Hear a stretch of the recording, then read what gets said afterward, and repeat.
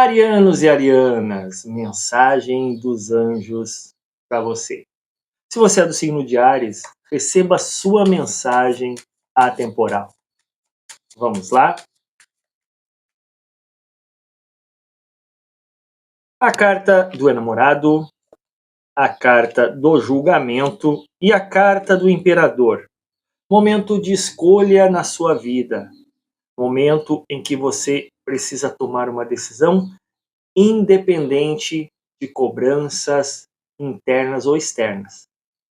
Momento de você impor seus desejos e vontades, momento de você assumir o controle da sua vida.